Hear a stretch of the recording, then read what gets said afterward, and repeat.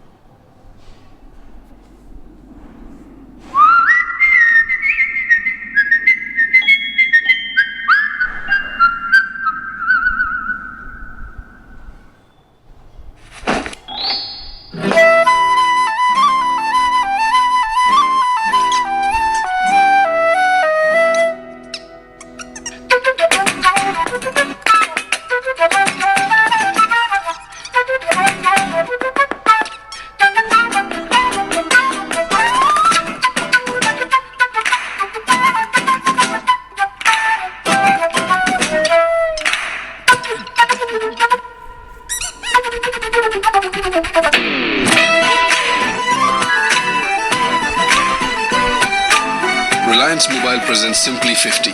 Local, STD and SMS at 50 paisa to any phone, anywhere in India. No rentals, no vouchers and no conditions.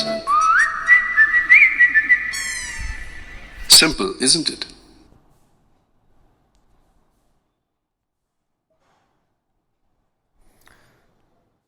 તો મિત્રો તમે આ add જોઈ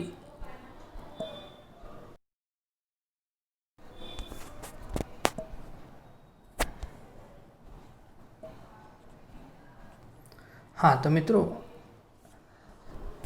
add જોવાથી તમને કંઈક આઈડિયા આવ્યો હશે અથવા તો નહીં આવ્યો હોય તો આ પાઠ શરૂ થતાં તમને આઈડિયા આવી જશે.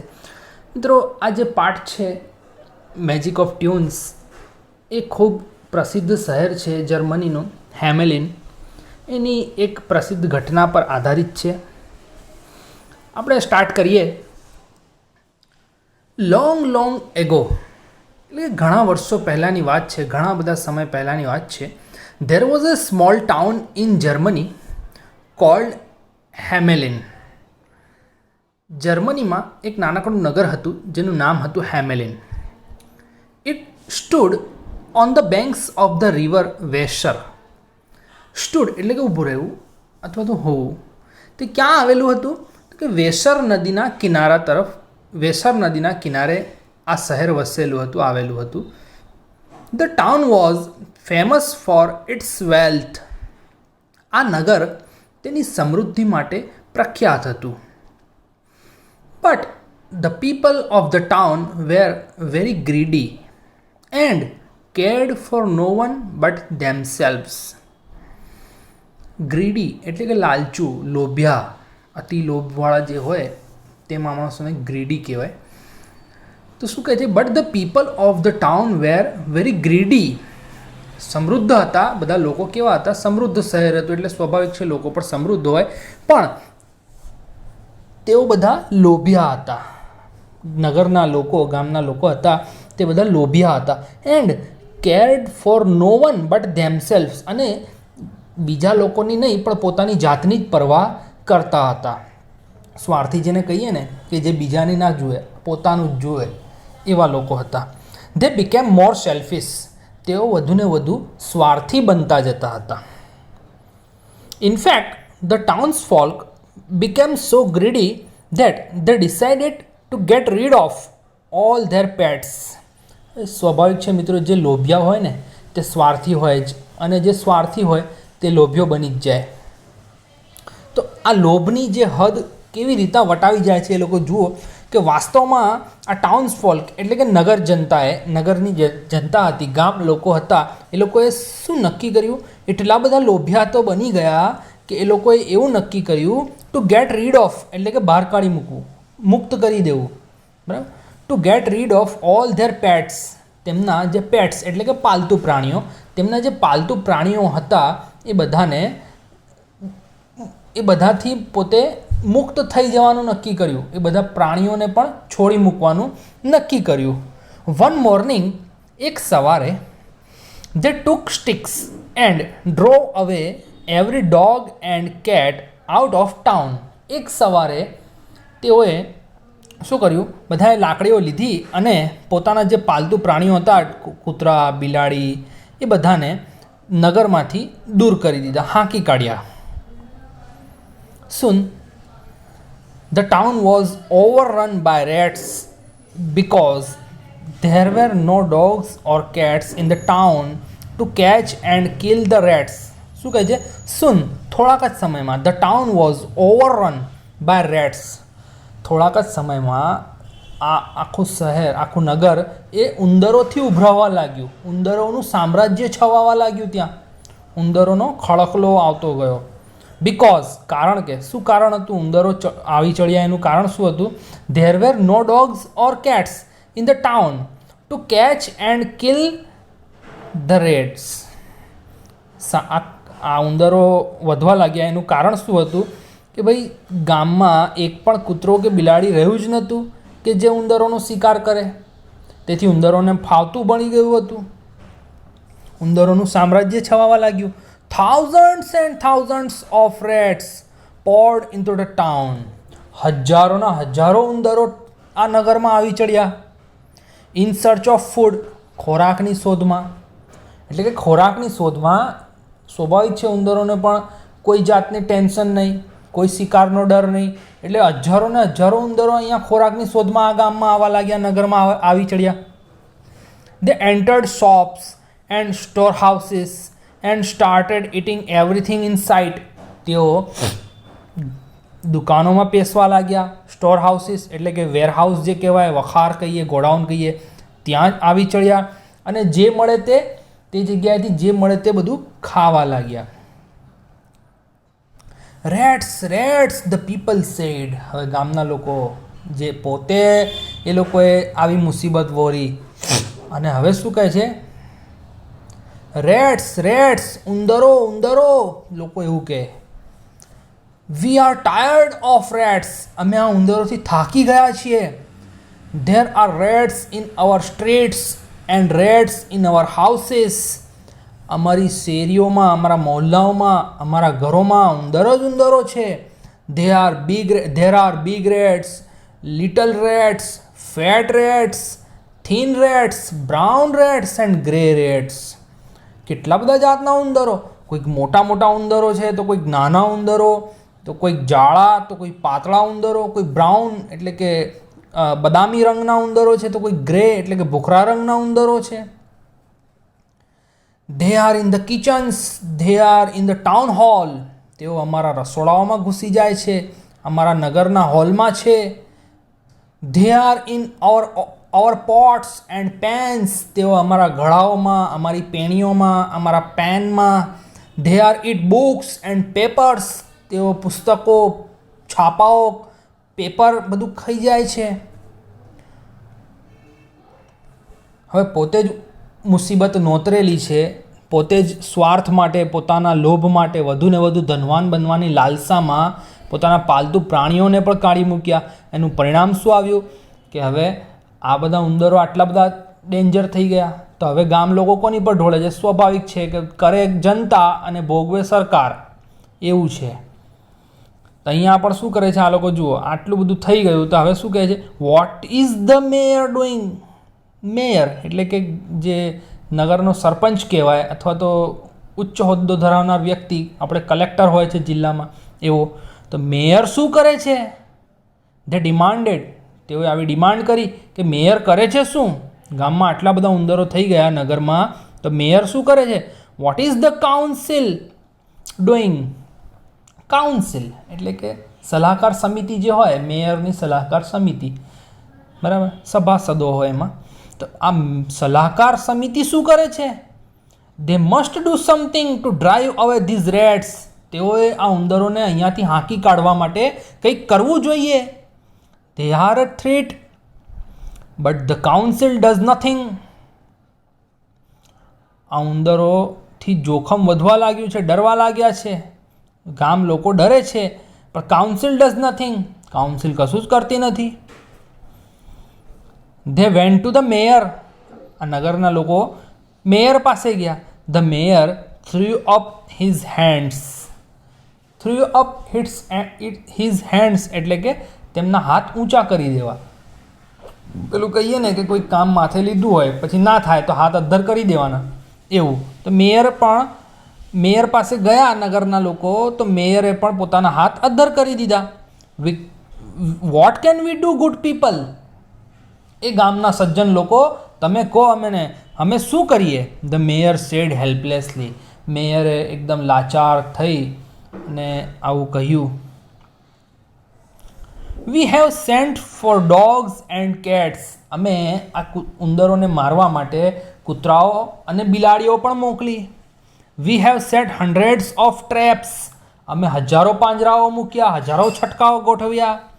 વી have put poisoned food in the streets, અમે શેરીઓમાં મોહલ્લાઓમાં ઝેરયુક્ત ખોરાક મૂક્યો. But the rats bite the dogs, they kill the cats, they take the food from the traps. અમે આટલું બધું કર્યું તેમ છતાં પણ આ ઉંદરો કૂતરાઓને કરડી ખાય છે, તેઓ બિલાડીઓને તો મારી નાખે છે. They take the food from the traps, પાંજરાઓમાંથી ખોરાક ચોરી જાય છે, પકડાતા નથી. કેટલા ડેન્જર ઉંદરો થઈ ગયા હશે મિત્રો, વિચારો.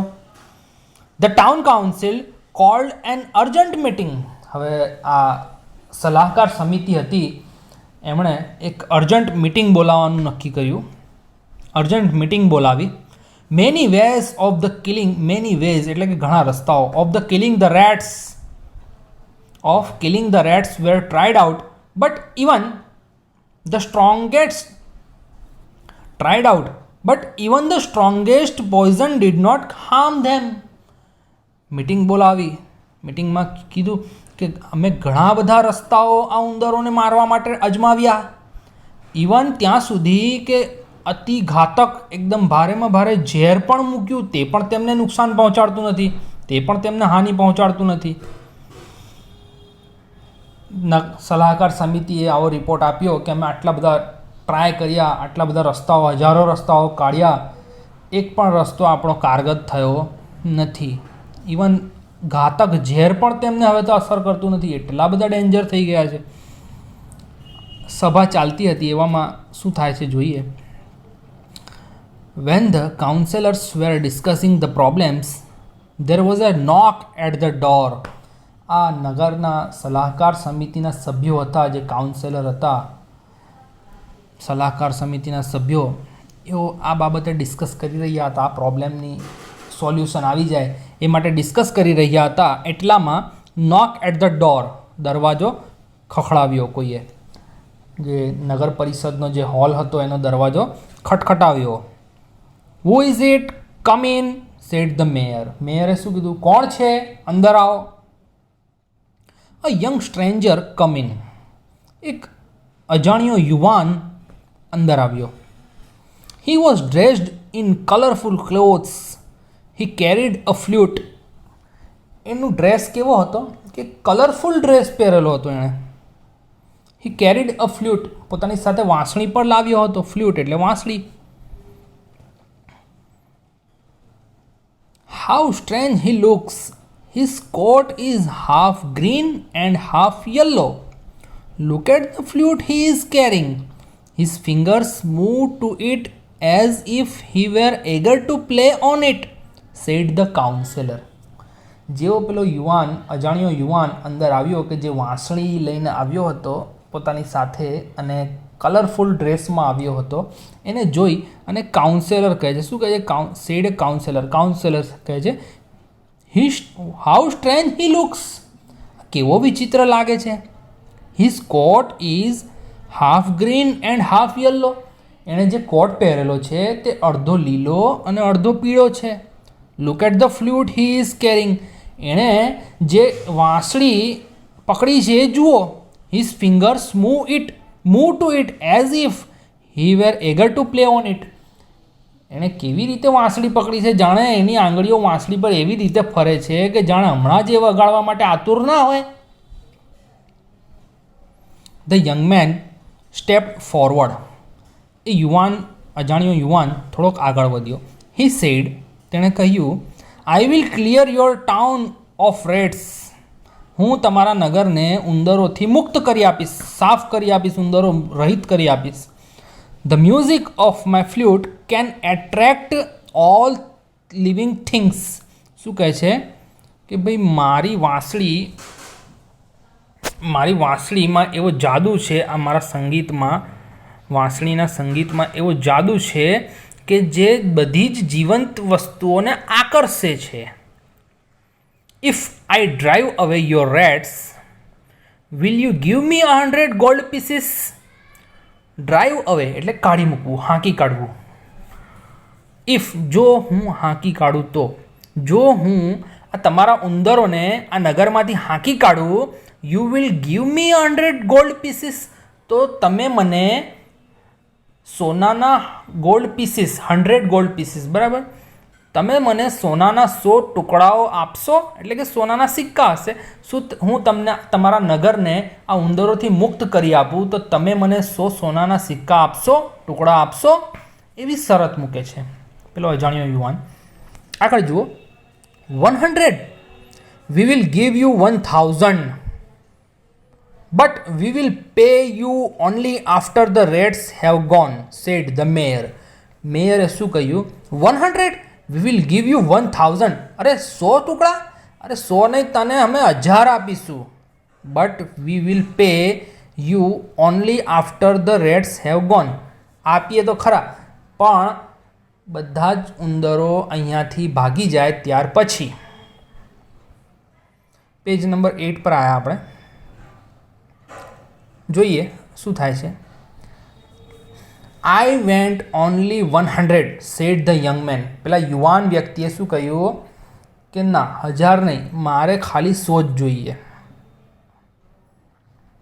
હી left the council and started playing very sweet tunes on his flute. તે આ એગ્રીમેન્ટ થઈ ગયું, સભા છોડીને ગયો. કાઉન્સિલ એટલે કે આ સભાસદોની જે મિટિંગ ચાલતી હતી એ મિટિંગ છોડીને બહાર નીકળ્યો અને started playing very sweet tunes. એકદમ સરસ મજાના સૂર, મીઠા મીઠા સૂર પોતાની વાંસળીથી વગાડવાના શરૂ કર્યા. The sound of the music could be heard throughout the town. એ જે વાંસળી વગાડતો હતો, એ જે વાંસળીનો અવાજ, જાદુઈ જે વાંસળી વગાડતો હતો, એ સૂર રેલાવતો હતો ને એ સૂર આખા ગામમાં સંભળાવા લાગ્યા. Throughout the town. What is the strange sound? People began to ask. આ કેવો વિચિત્ર અવાજ છે, જાણે અજાણ્યો હોય એવું લાગે છે. લોકો એવી વાતો કરવા લાગ્યા. But what they so was strange steel. પણ તેઓએ આ સાંભળ્યો એના કરતાં જે જોયું એ વધારે વિચિત્ર હતું. The rats began to appear from every direction. દરેક દિશામાંથી ઉંદરો દેખાવા લાગ્યા. ઉંદરો બહાર દેખાવા લાગ્યા. Running to follow the young man. દરેક દિશામાંથી ઉંદરો બહાર નીકળવા લાગ્યા અને પેલા યુવાન માણસ કે જે સૂર રેલાવતો હતો વાંસળીમાંથી, એની પાછળ પાછળ દોડવા લાગ્યા. He continued to play on his flute. તેણે પોતાની વાંસળીના સૂર રેલાવવાનું ચાલુ જ રાખ્યું.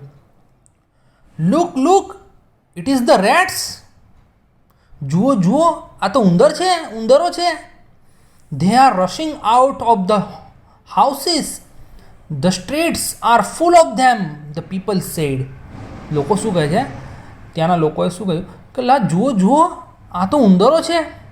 કેવા ઘસી જાય છે પોતાના ઘરોમાંથી, બધાના ઘરોમાંથી બહાર નીકળી અને શેરીઓમાં આવી અને પેલા યુવાનની પાછળ કેવા ધસતા ચાલ્યા જાય છે.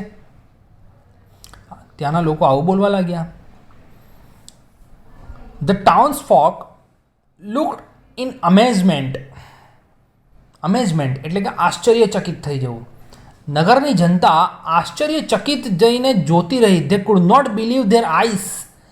તેઓને પોતાની આંખોના જોયેલા ચિત્ર પર વિશ્વાસ નહોતો પડતો કે જે ઉંદરો આટલા બધા છટકા ગોઠવ્યા, પાંજરા મૂક્યા, ઝેર આપ્યું, બિલાડા અને કૂતરાઓ લાવ્યા, તે છતાં પણ ઉંદરો ના નીકળ્યા. એ ઉંદરો આજે એક નાનકડી વાંસળીના સૂર પર દોડતા ચાલ્યા જાય છે. The piper vent through the town playing on his flute. Piper એટલે વગાડનાર. તમને ખબર હોય તો હેવર્ડ્સ 5016ની એક જાહેરાત આવતી હતી. એમાં બેગ પાઇપર કે જે બેગમાં હવા ભરેલી હોય એના 3-4 મોટા મોટા વાંસળી જેવા લાંબા સ્ટીક જેવા એક યંત્ર હોય, એમાં હવા ભરેલી હોય, એ વગાડતા હોય, એ પાઇપર છે. એ બેગ પાઇપર કહેવાય. બરાબર. તો આવી રીતના આ ફ્લ્યુટ પાઇપર કહેવાય, એટલે કે વાંસળી વગાડનારો. પાઇપર એટલે કે આ વગાડનારો went through the town playing on his flute. આ વાંસળી વગાડનારો વગાડતા વગાડતા આખા ગામમાં ફર્યો, ગામમાંથી પસાર થયો. He reached the river bank. તે નદી કિનારે પહોંચ્યો. Even when the piper jumped into the river the rats did not hesitate. Hesitate એટલે ખચકાવવું. બરાબર. Even when the piper jumped into the river. અરે જે પાઇપર વગાડનારો નદીમાં કૂદી પડ્યો, તેમ છતાં પણ ઉંદરો પણ સહેજ પણ ખચકાયા નહીં પડતા. સ્વાભાવિક છે, કંઈક પડતું હોય, બીજે કંઈક હોય તે ખચકાય. બરાબર. તો આ વાંસળી વગાડનારો વગાડતા વગાડતા નદીમાં કૂદ્યો તો આ ઉંદરો સહેજ પણ ખચકાયા વિના કૂદી પડ્યા. એ પણ the deep water covered the rats and drowned them એટલે કે ડૂબાડી દેવું. ઊંડા પાણીએ આ ઉંદરોને કવર કરી લીધા અને તેમને ઊંડે સુધી ડૂબાડી દીધા. એટલે ઉંદરોનો ત્રાસ પૂરો થયો. હવે શું થાય છે જુઓ. સ્વાભાવિક છે, લોભિયાની લોભ વૃત્તિ કદી જાય નહીં. 100 સિક્કાઓ માંગ્યા હતા પેલાએ, એ લોકોએ 1000 સિક્કા આપવાનું કીધું. વાંસળી વગાડનારે કીધું ના, મારે 100 જ જોઈએ. હવે એ લોભી પહેલાંએ તો પોતાની ચેલેન્જ પૂરી કરી નાખી. એગ્રીમેન્ટ પ્રમાણે એણે તો કામ કરી બતાવ્યું. ઉંદરોને શહેરમાંથી બહાર કાઢી નાખ્યા. હવે આ નગરના મેયર એ પોતાની એગ્રીમેન્ટ પૂરી કરે છે કે નહીં જોઈએ. ધ મેયર વોઝ વેરી પ્લેઝડ એટલે રાજીના રેડ થઈ જવું, ખુશી થઈ જવું. મેયર તો બહુ ખુશ થઈ ગયા. But when the piper entered the council hall to collect his gold pieces he got a surprise. પણ જ્યારે આ વગાડનારો કાઉન્સિલ હોલમાં એન્ટર થયો પોતાના જે સોનાના ટુકડા લેવા માટે, હી ગોટ અ સરપ્રાઇઝ, તે આશ્ચર્ય પામ્યો. Greedy noble men instead of giving him 100 gold pieces offered him only 1. આ સાણા લોભિયા વ્યક્તિઓ mayor instead of giving him 100 gold pieces, એને સોનાના 100 ટુકડા આપવાની જગ્યાએ ઓફર્ડ હિમ ઓનલી 1, એક ટુકડો ઓફર કર્યો, એક ટુકડો આપ્યો સોનાનો. આપવાના હતા 100. પહેલાં તો એવું કહેતા હતા કે 1000 આપીશું. પહેલાં એ કીધું કે ના, મારે 100 જ જોઈએ, 100 આપવા જોઈએ. તેણે પોતાનું કામ કરી બતાવ્યું. હવે એનું ફળ, એનો હકનો જે છે એ આપવો જોઈએ. એની જગ્યાએ કેટલા આપે છે? એક સિક્કો, એક ટુકડો આપે છે સોનાનો. The piper was very angry and left once. Piper એટલે પેલો વગાડનારો, વાંસળી વગાડનારો તો ગુસ્સે થઈ ગયો અને ત્યાંથી નીકળી ગયો બહાર. He once more took out the flute from his pocket. તેણે ફરી વખત પોતાના ખિસ્સામાંથી પેલી વાંસળી કાઢી. And put it to his lips, અને ફરી તેને પોતાના હોઠ પર મૂકી, પોતાના મૂળાના હોઠ પર મૂકી દીધી.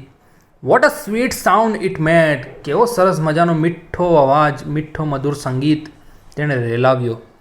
Once more the townsfolk heard the sound of many feet running from all directions.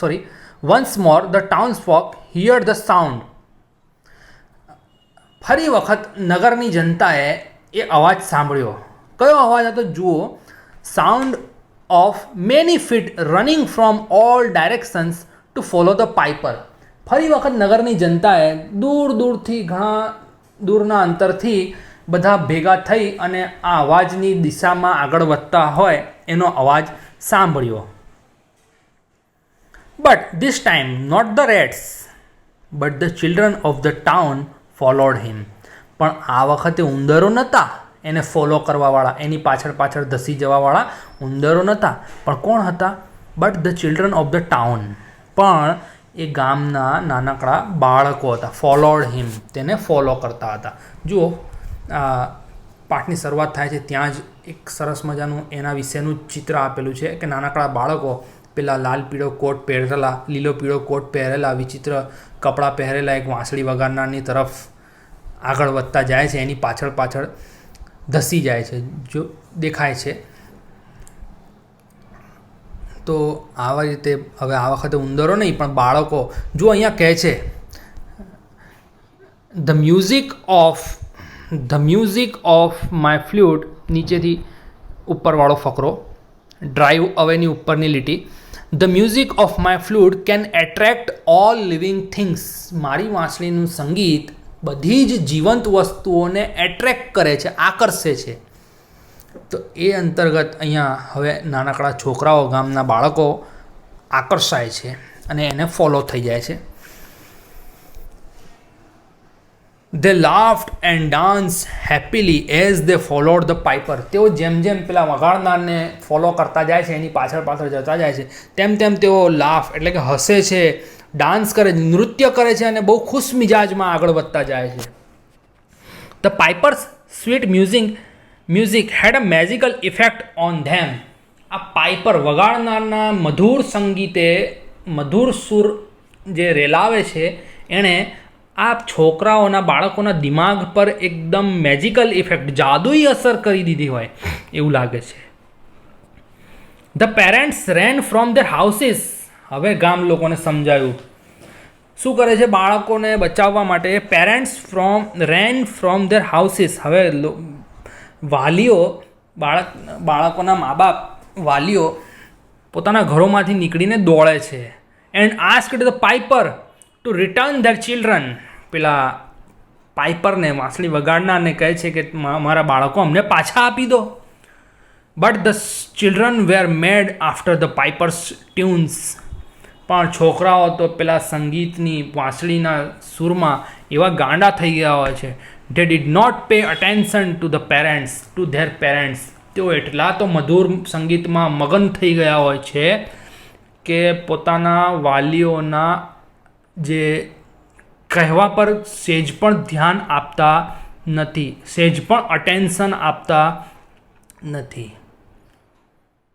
મિત્રો, અહીંયા આ પાઠનો અંત આવે છે. બોધપાઠ એવો કહી શકાય કે અતિલોભ એ પાપનું મૂળ છે. એનું આ જીવતું જાગતું ઉદાહરણ કહીએ તો ખોટું નથી. તો મિત્રો, આપણે અહીંયા આ પાઠને પૂરો કરીએ છીએ. નેક્સ્ટ સેશનમાં ન્યૂ ટોપિક સાથે, નવા રીડ સાથે મળીશું. Thank you.